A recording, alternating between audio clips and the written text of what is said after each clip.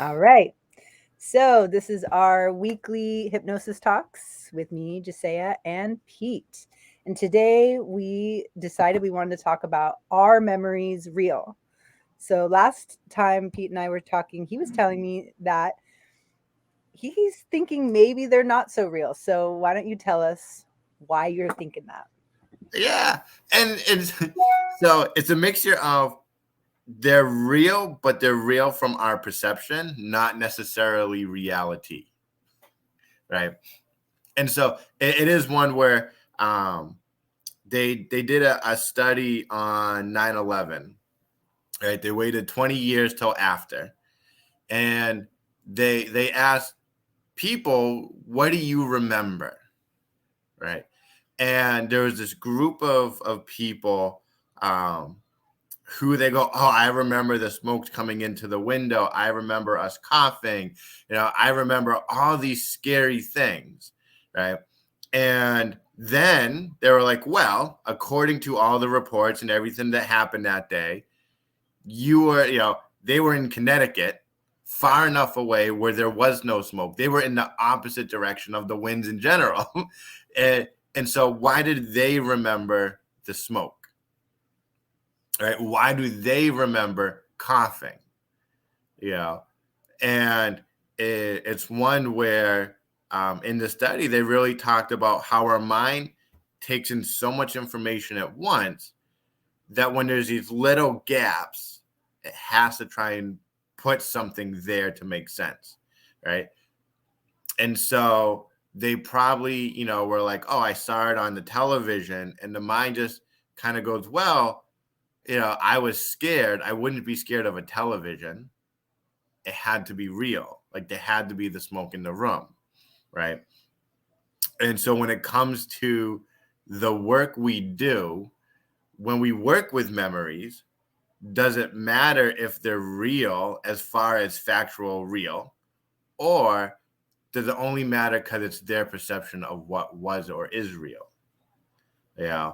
And this is one I've learned for myself and a lot of my clients, that it doesn't matter. You know, you and it's not about creating like false memories or anything like that. Like that is something I don't believe we should ever do, right? To create false memories. But it's changing the perception of the memory that can be very important.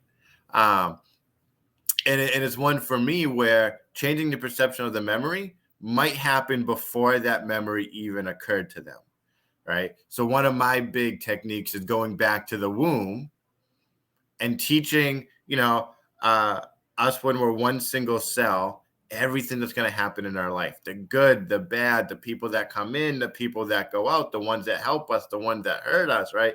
How to see the world differently from the moment we're born. Yeah. And that is when I found my clients, when they really get into it, it not just changes that one moment, but it changes every moment, right? They're able to create this voice inside them that's kind of like, oh, the moment we're born, they go, well, that's a doctor. Oh, he's checking to make sure your lungs are breathing. Oh, he's cleaning you up because you're covered with all this gunk and junk, and and oh, this is your mom, this is your dad. Oh, we're crying because we're hungry. Oh, we're sleeping because we're growing and tired, right? And that's just like days 1 through 4. Right? Never mind when you go home, right? Never mind that all of a sudden there's just these bright lights and there's noises where you didn't hear noises before. And, you know, um, one of my mentors, Jerry Kine, used to talk about it's why every one of us inherently have the fear of falling. Because when you think about coming into this world, you're in this nice, safe, comfortable, area, and then all of a sudden you're like thrown out into this loud, bright, noisy area where there's so many people talking and sounds, and the temperature change, and you know who wouldn't have a fear in that moment, you know and so like stuff like that, where it's like, if you can go back to when you're in the womb going, hey, look, like, we're gonna come out of here, it's gonna feel scary, but we're gonna be okay, right? Then you go on beyond that, where it's like week 1, week 2, a year, 2 years, 5 years, 7 years, with this voice just teaching you, right? Oh, this is going to happen, right? You're going to fall off your bike. You're going to get a big scrape. You're going to be in a cast for the next 8 weeks. But you know what? You're going to be okay on the other side of it. Are you changing the memory of falling off your bike and breaking your arm? No. But are you changing how you perceive that memory? I believe so, right? And what allows us to begin to let go of those moments of stuckness, right? Of fear, of whether it's feeling unsafe or whatever, to go, no, as an adult, I know more. So I become wiser in those moments. So I'm thinking like, okay, so we're not saying that the memory is different. We're saying that our perception of the memory is different. And simply by the perception of it, there's this element that makes the memory different based off of the feeling being Yeah. different around it. So that we have this capacity to, through another lens, understand that we survived this thing, or that fear or that something that was could be altered in a way to make our life now easier, less fearful, less traumatized in a certain way, without doing like a bypass, or like what's called a spiritual bypass sometimes, by just right bypassing it in whatever way. Yeah. Yeah. Yeah. Yeah. It's one where, like, when I think of like all our memories, right? It's amazing how you'll take, let's say, a concert, right? 20,000, 30,000 people. Some people will leave that going, man, that was the worst concert of my life. Other people leave going, holy cow, that was amazing. I can't believe when they did this. And they both saw the same concert, didn't they? Right. But they didn't, right? It's why someone goes, well, based on my perception, based on what my experiences, this was a horrible one. And another person goes, based on my experiences, my perception, it was an amazing one. Well, was the concert good or bad? Right. Yeah. And I find that's what happens as we grow up, yeah, with our memories. But then the longer time we have in between them, the more there could be gaps, because I don't think our mind wants us to have incomplete memories, right? Incomplete perceptions.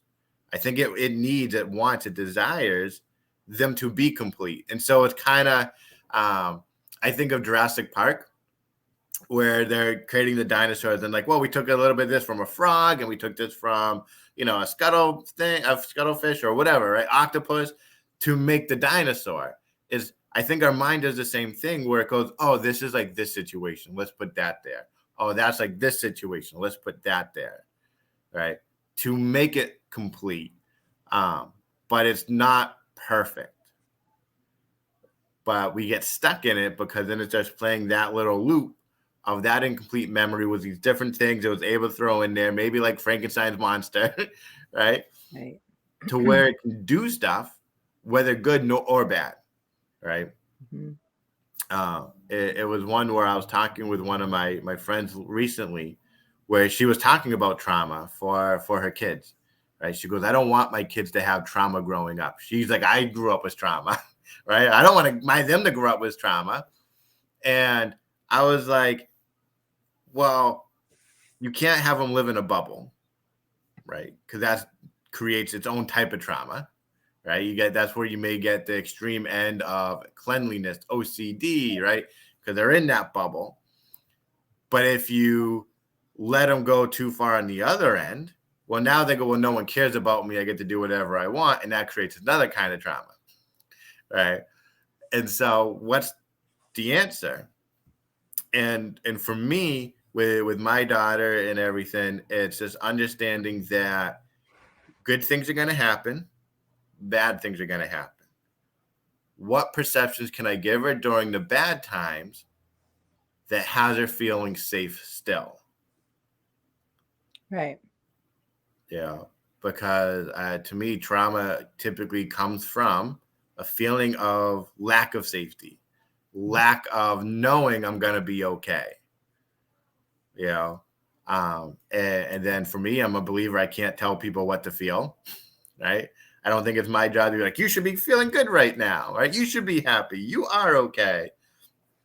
I think it's so much more powerful when it's what do you see around you that signifies safety? You know, what do you So, what if somebody has a memory where none of that is the case? So, someone has this traumatizing memory where, you know, there was nothing okay about it. Now, maybe in that there was one good thing. Maybe it was the teddy bear in the room, or maybe it was something. But what do you do, or what do you suggest for people who would like to move beyond some traumatizing things and, to have a better um, perception around something that was just very much unacceptable? Yep. And this is one where definitely those things happen, right?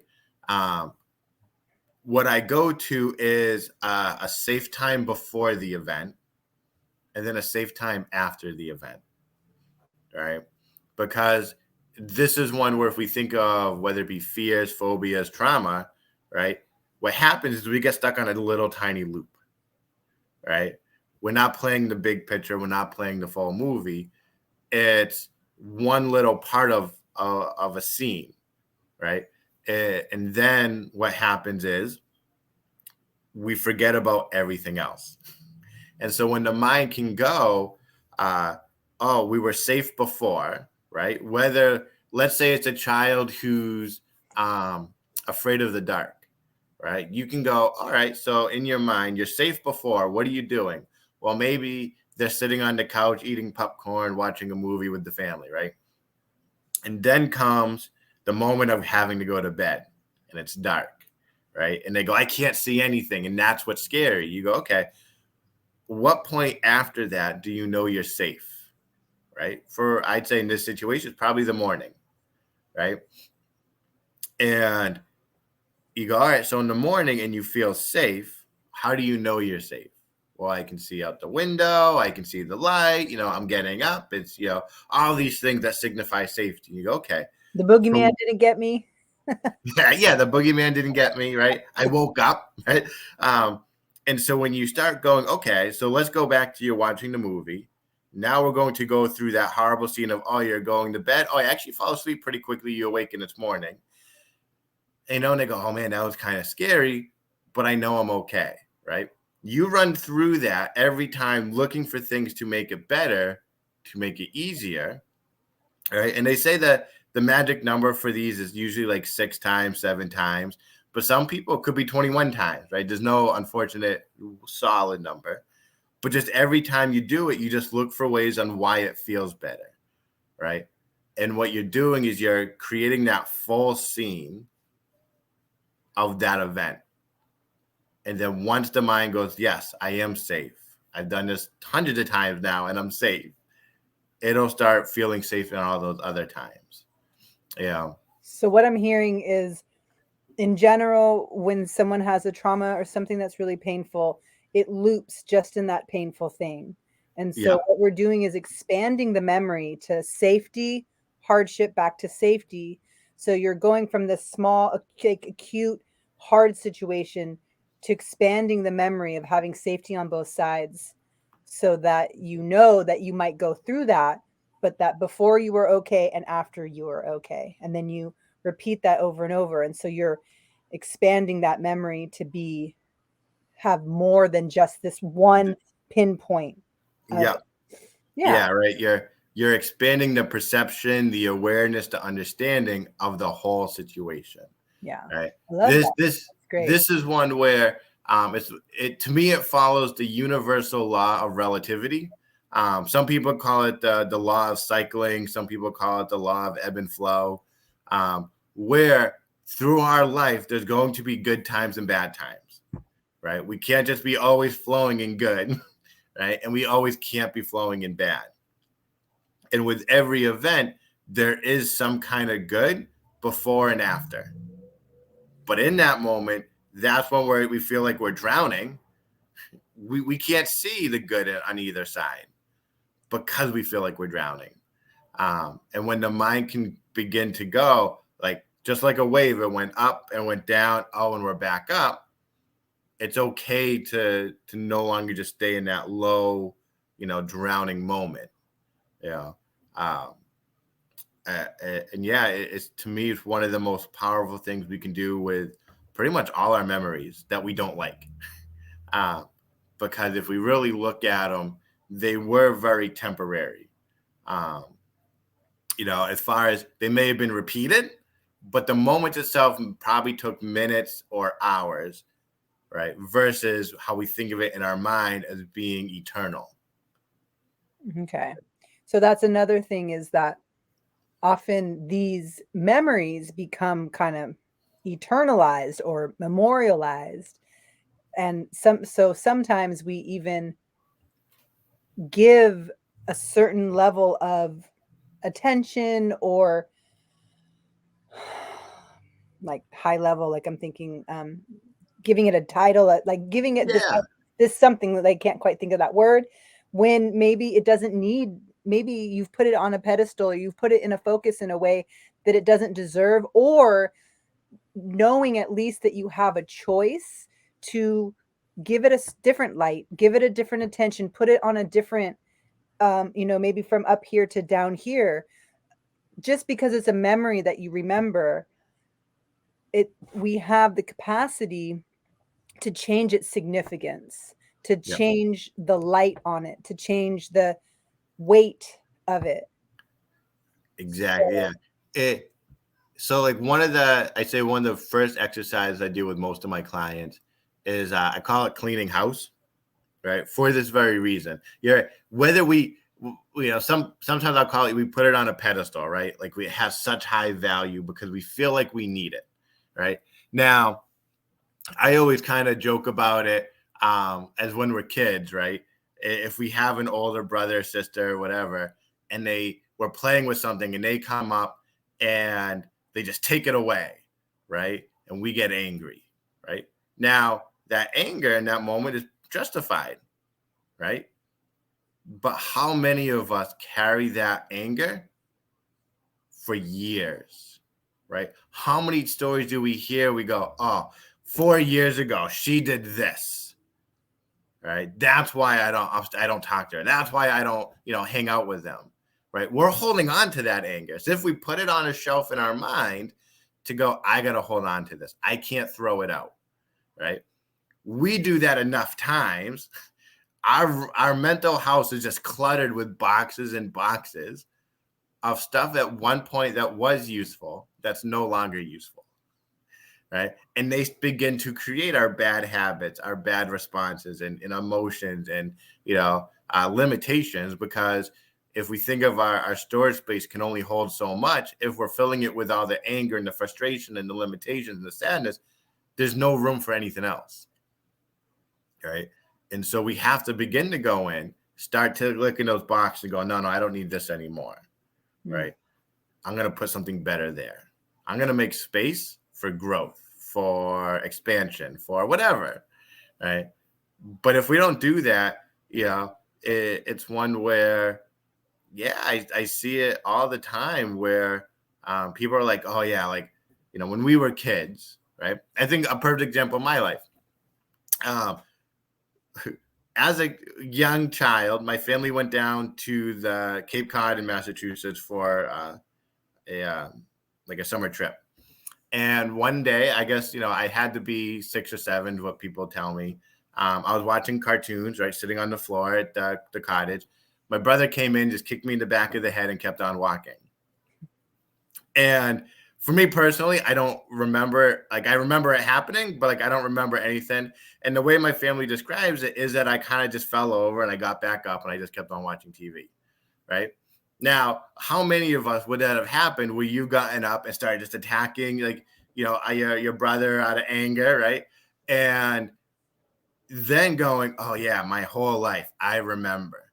I remember we were in that summer vacation home, and I remember he came over and for no reason he kicked me. I remember that. Like, I'm holding on to that anger. That doesn't serve me now. It served me in that moment very usefully. But now, let's say we're talking, 32 years later, that doesn't hurt me anymore. It doesn't help me. And so when we're able just to take those moments and just throw them out, be like, I don't need to hold on to that. One, we physically feel lighter. Um, we physically feel better and healthier. But we give, more importantly, that space for better things to grow in our mind, better perceptions, to change, I say, our future memories so they're not like our past memories. Well, and I have to say too, when you say that, it's like just reminders, for people who feel like their life is static, it is what it is, what happened is how it is. It's like that is true, and there is a way that you can just, switch it in a way that will serve you more. Just because it happened to you and you felt that way about it, there is a way to um not dismiss it, but just give it a different um focus that might give it some healing, or that might change the weight, or there's many various forms to talk about that perception of it, where then it can serve you, or you can say, you served me, and now there's space that I'm making on this shelf for something that will serve me more. Yeah.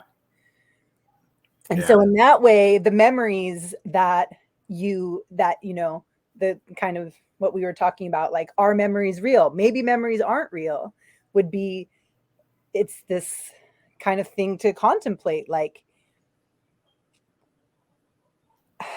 what kind of real do I want to live with this memory being?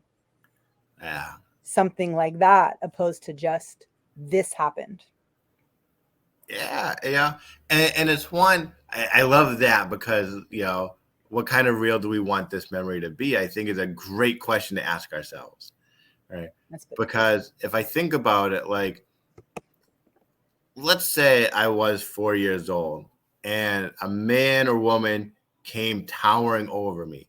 Now, they may only be 5 feet, right? But to me, being maybe 2 feet, 3 feet, that's going to look massive and huge, right? That's going to be really overpowering and scary to that me, right? But if I can go into that moment going, well, now with all this new information, this new knowledge I didn't have then, I actually see how tiny this person is compared to me. How much did that change how we feel about the situation? You know, because we are limited in our memories on what and who we are in that moment. Right.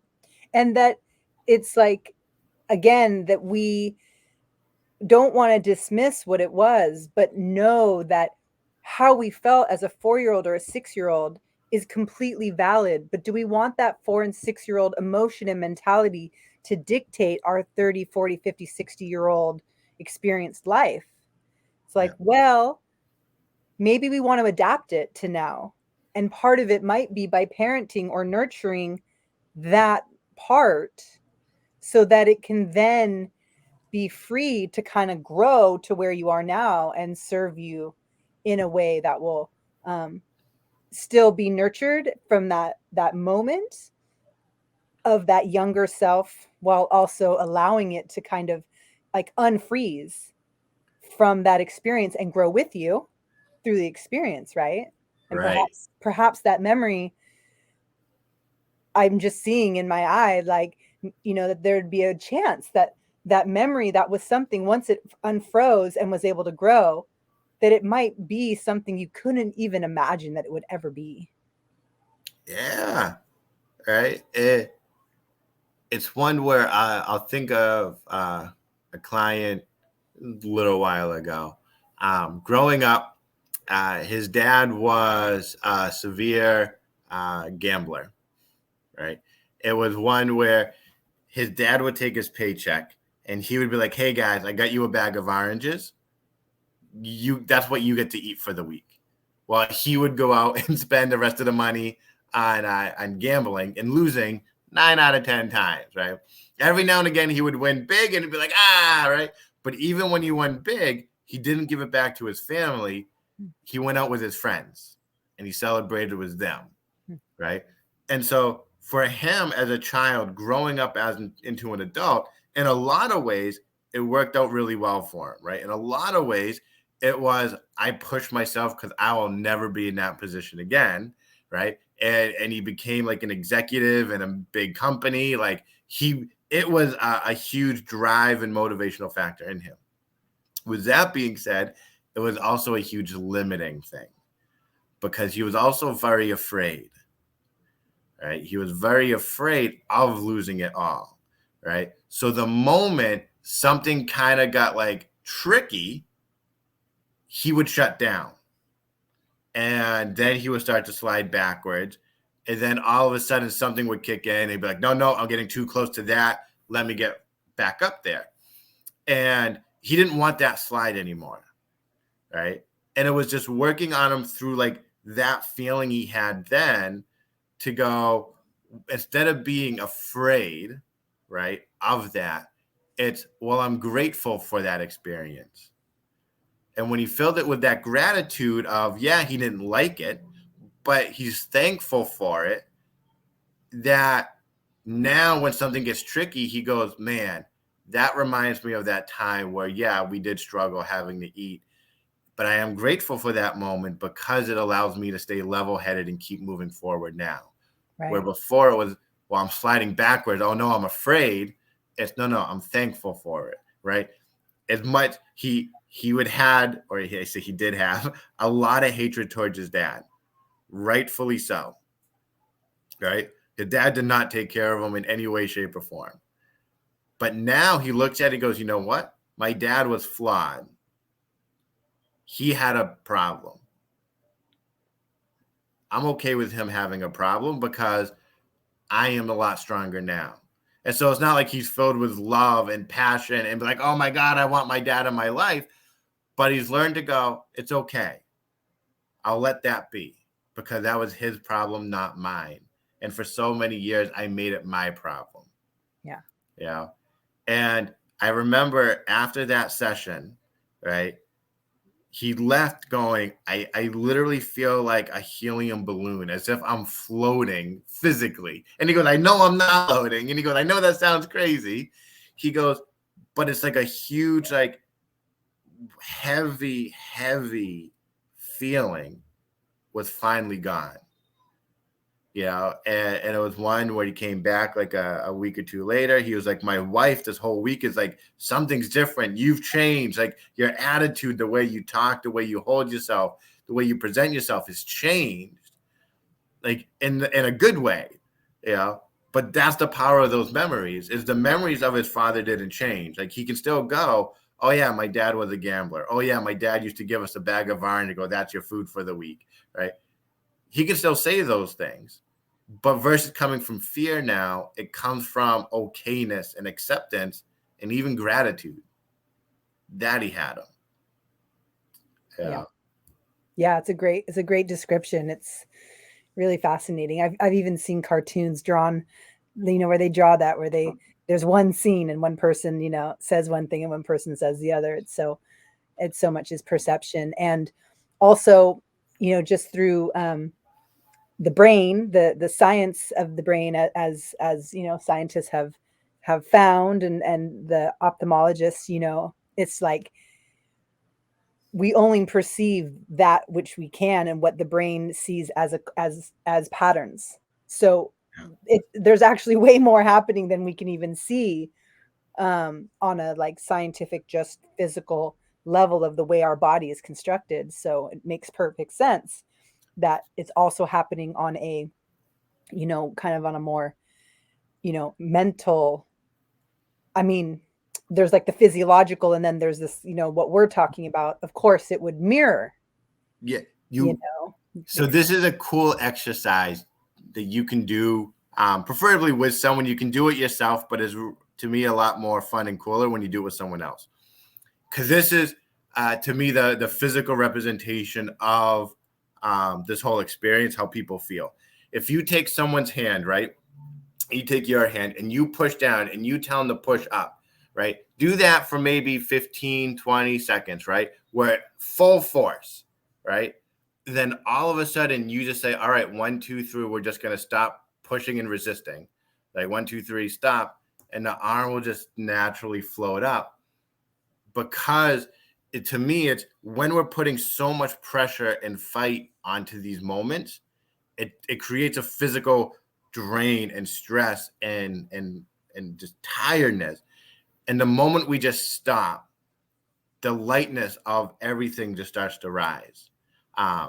It's a very cool exercise where you just get to physically see what it does to your body when you stop fighting it, when it releases, right? Because your whole arm, like, and it's like we just let it. I say, don't push down, don't push up, just let it be there, and it will naturally rise. Some people will get a huge one where it'll go up straight like that. Some people just get a little one, but it will always rise. And again, it's a fun exercise, whether it's with kids or adults, right? But it really shows the power of what happens when a weight that's been on us for so long disappears. Yeah. I love that. Yeah. I'm going to have to try it. Yeah. And hopefully anyone who's listening later might try it too and let us know. Yeah. So, well, let's stop there. I think that's a great place to stop, and we will next week talk about who knows yet. Do you have an idea yet of there's a few things that came up today that I'm pondering. Yeah, I'm open to anything. One of the big things I say helps me at least is understanding everything in our life is a metaphor. Okay. Nice. You know, and when we can understand the metaphors, it helps us understand our dreams better, but it also helps us change our life for the better. I love that. Let's talk about that next week. That sounds perfect. Perfect. Okay. Well, hey, thank you so much once again. And I'll end this for now, and we'll see everyone next week. Ciao.